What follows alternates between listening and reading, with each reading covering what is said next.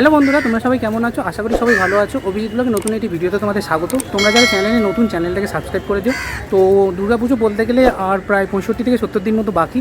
আর এই মুহূর্তে চলে এসেছি নর্থ ক্যালকাটা কলেজ স্ট্রিটে। তো কলেজ স্ট্রিটে এবছর 2026-এ দুর্গাপুজোর খুঁটি পুজো তোমাদের দেখিয়েছিলাম। আর দুর্গাপুজোর প্রস্তুতি কতটা কি প্যান্ডেল হয়েছে তোমাদের এই ভিডিওতে দেখো। ভিডিওটা স্কিপ না করে দেখতে থাকো আমার সাথে।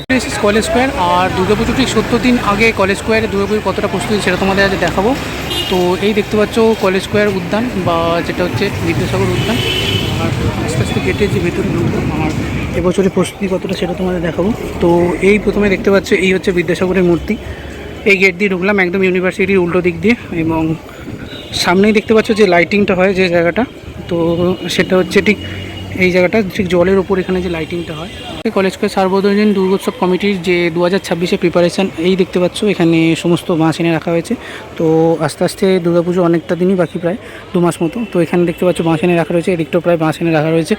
আর এখানটা দেখতে পাচ্ছ চাপা দেওয়া হয়েছে, এখানে সমস্ত প্যান্ডেল তৈরি জিনিসপত্র রাখা হয়েছে। এবং তাছাড়া এইখানে দেখতে পাচ্ছ বাঁশের কিছু স্ট্রাকচার রয়েছে, প্রচুর বাঁশ পড়ে রয়েছে, প্রচুর বাঁশে প্রায় সমুদ্র বলতে দেখতে পাচ্ছ এখানে প্রায় সব প্যান্ডেলে একই অবস্থা।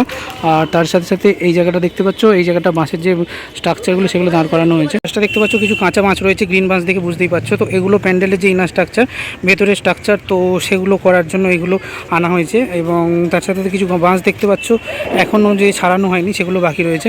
এছাড়া এই জায়গাটা দেখো, এখানে দেখতে পাচ্ছ প্যান্ডেলের ঠিক যে জায়গাটা ঠাকুর বসানো হয়, এখানটা দেখতে পাচ্ছ কিছু বাঁশ রয়েছে। এখানে 2টো বাঁশ অলরেডি কাটা হচ্ছিলো, একটু আগে বৃষ্টি পড়ছে বলে বন্ধ আছে। এখানে দেখতে পাচ্ছ গ্রিন কালারের বাঁশ রয়েছে। তো এই বাঁশগুলো প্যান্ডেলের ভেতরে স্ট্রাকচার, এবং মা দুর্গা যেখানটা থাকে ঠিক সেই জায়গাটা দেখতে পাচ্ছ এখানে যে বাঁশগুলো সেগুলো এখানে আনা হয়েছে। আর উপরে যে স্ট্রাকচারের জন্য সেগুলো দেখতে পাচ্ছ এই ছোটো ছোটো বাঁশ রয়েছে।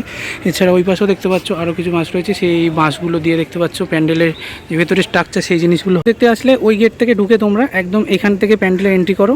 আর এইখানে ঠাকুরটা থাকে, ঠাকুরটা দেখে তোমরা একদম এই জায়গাটা দেখে এইখান দিয়ে তোমরা যে এক্সিট সেটা হয়। প্রিপারেশন বলতে এই মুহূর্তে দেখতে পাচ্ছ ঠিক এরকম বাঁশের স্ট্রাকচার রয়েছে, যে জায়গাটা মা দুর্গা থাকেন, অর্থাৎ প্যান্ডেলের যে বেসমেন্ট সেটা এই মুহূর্তে হয়ে গেছে। দেখতে পাচ্ছ বাঁশের সমস্ত দেখতে পাচ্ছ যে স্ট্রাকচার সেগুলো হয়ে গেছে এখানটা। এখানেও কি বাঁশের কিছু স্ট্রাকচার রয়েছে।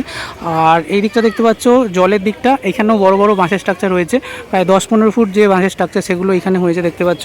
বন্ধুরা, কলেজ স্ট্রিটে দুর্গাপুজোর প্রস্তুতি ভিডিওটা কেমন লাগলো কমেন্ট করে জানিও। আর দেখতে থাকো Abhijit blog, like share subscribe করতে ভুলুন না। বাই বন্ধুরা, দেখা হচ্ছে নেক্সট কোনো ভিডিওতে।